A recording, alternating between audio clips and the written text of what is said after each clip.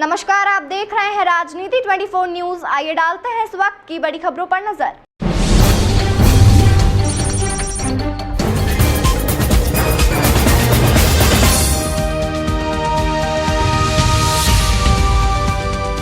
प्रदेश भाजपा अध्यक्ष वी.डी. शर्मा खंडवा दौरे से होकर इंदौर पहुंचे। यहां उन्होंने पत्रकार वार्ता को संबोधित किया।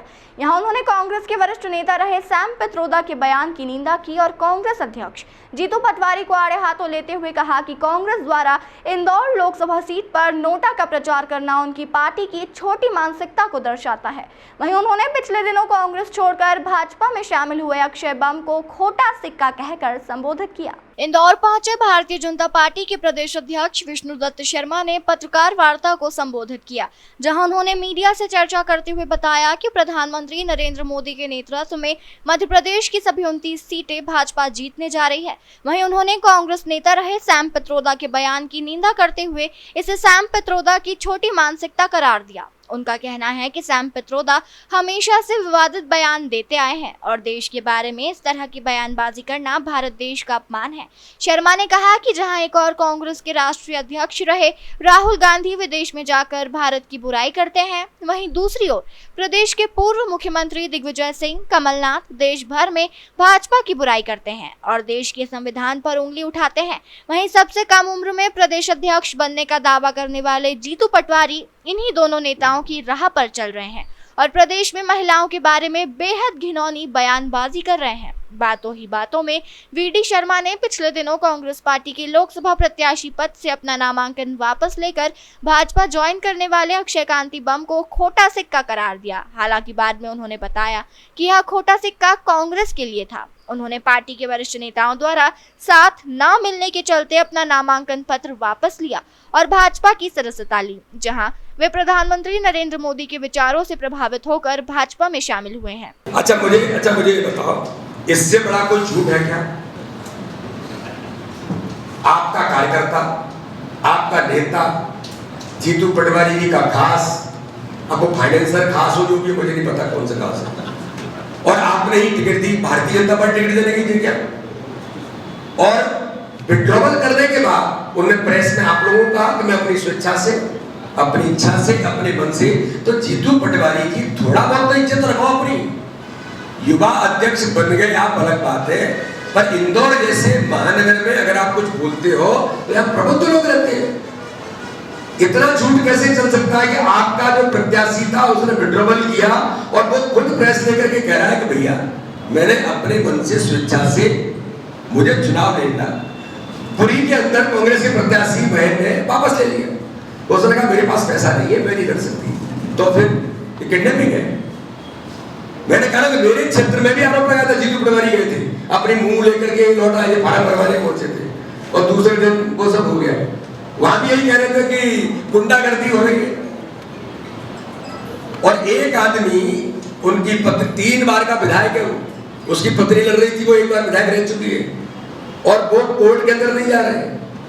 मैंने सुना कि छपरा है कि विवेक तनखा लगे कि कोर्ट चलो, वो कह रहा मेरे को नहीं जाना। अब ये कांग्रेस देखिए मजाक बन रहा है। आप स्वीकारोक्ति जीतू पटवारी ने दी है कि भारतीय जनता पार्टी की सरकार बन रही है। मैं आपको धन्यवाद करता हूं जीतू पटवारी जी कि आपने ये स्वीकारोक्ति और रयोद्घाटन कर दिया। राहुल गांधी को कहो कि छुट्टी लेकर के चले जाए, जो कहां जाते हैं विदेशों में, जाके आराम करें। मोदी जी प्रधानमंत्री बन रहे और 400 पार के ऊपर इतिहास देश के अंदर बनेगा।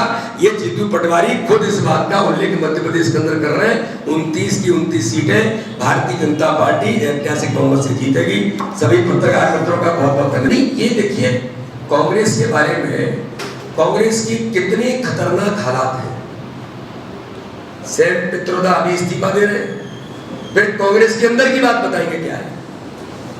अभी माननीय मोदी जी ने कल सभा में कहा कि कांग्रेस के कुछ लोग जो पहले कांग्रेस के पॉलिसी मेकिंग में थे, अब वो कांग्रेस से बाहर आ गए। अब वो क्या कह रहे हैं कि राहुल गांधी ने कॉन्स्पिरेसी की मिलकर के कि राम मंदिर बन रहा है तो बन जाने दो, लेकिन राम मंदिर पर बाबर का ताला लगाएंगे, सुप्रीम कोर्ट में जाएंगे। कितनी कॉन्स्पिरेसी कांग्रेस कर रही है, केवल किसके लिए? तुष्टीकरण की राजनीति के लिए। राम मंदिर की प्राण प्रतिष्ठा का बहिष्कार तुष्टीकरण की राजनीति का सबसे बड़ा एग्जाम्पल है दुनिया के अंदर। ब्रिटेन से लेकर के दुनिया के देश इस बात के लिए कहते हैं कि भारत के अंदर आज रामलला की प्राण प्रतिष्ठा हो रही है, और भारत के नेता रामलला की प्राण प्रतिष्ठा को नकारते। ये तुष्टीकरण की राजनीति का बहुत बड़ा उदाहरण है भारत के अंदर, केवल एक वर्ग को खुश करने के लिए, और वो वर्ग भी अब खुश नहीं है। उनको भी लग गया कि हमें केवल वोट बैंक मान करके राजनीति होती रही। प्रधानमंत्री नरेंद्र मोदी जी के सबके साथ सबके विकास सबके विश्वास के मंत्र पर वो वर्ग भी अब कहता है कि हमारे जीवन में बदलाव आया है तो मोदी जी के नेतृत्व में ही आया है। तो ये तो ऐसे जो लोग हैं ये देश को तोड़ने वाली ताकतों वाले लोग हैं। जो इस्तीफा भी थे तो क्या है, उनके मन के अंदर तो अंग्रेजों के जीन्स उनके खुद में आज भी है। डिवाइड रूल, ये क्यों बोला जा रहा है सर कि डिवाइड एंड रूल करके कैसे सत्ता में आया जा सकता है, जो अब इस देश के अंदर संभव नहीं है। वोट जिहाद नहीं, अब राम राज्य पर देश चलेगा और मोदी जी के नेतृत्व में देश आगे बढ़ रहा है। भारतीय जनता पार्टी ने देश के अंदर जिन लोगों को लगता है कि हम कुछ करना चाहते हैं देश और समाज के लिए, और भारतीय जनता पार्टी के नीति में नेतृत्व में हमें विश्वास है, तो भारतीय जनता पार्टी में इस प्रकार के केवल राजनीतिक दल के लोग नहीं, सभी समाज वर्गों के लोग, आर्टिस्ट भी है, कला खिलाड़ी भी है, डॉक्टर्स भी हैं, सामाजिक कार्यकर्ता भी हैं, हमने सबका स्वागत किया है। तो इसलिए अगर कोई व्यक्ति दरवाजे पर आता है और उसे लगता है कि नहीं मैं अब मोदी जी के नेतृत्व में यहां से छोड़ करके जाना चाहता हूं, तो भारतीय जनता पार्टी ने उन्हें सदस्यता दी है। राधिका खेरा जो कांग्रेस की राष्ट्रीय प्रवक्ता, जिनके ऊपर इस प्रकार से राम मंदिर का दर्शन करने के कारण कांग्रेस का नेतृत्व, कांग्रेस के लोग उस बहन के साथ जिस प्रकार का दुर्व्यवहार करते हैं, उस बहन ने भी ये पीड़ा व्यक्त की और भारतीय जनता पार्टी में आकर के उन्होंने कहा तो हमने भारतीय जनता पार्टी की सदस्यता ग्रहण कराई। ये भारतीय जनता पार्टी पर उन लोगों का विश्वास है, इसलिए हाँ हम बहुत कुछ देख परख करके, भारतीय जनता पार्टी एक विशिष्ट कार्य पद्धति पर काम करने वाला दल है और यहाँ जो आते हैं वो पद्धति से निकलते हैं, इसलिए कोई चिंता नहीं है। यहाँ तो प्यूरीफायर भी लगा है और यहाँ तो एक्सरे भी लगा है, सब कुछ लगा है, यहाँ चिंता नहीं है।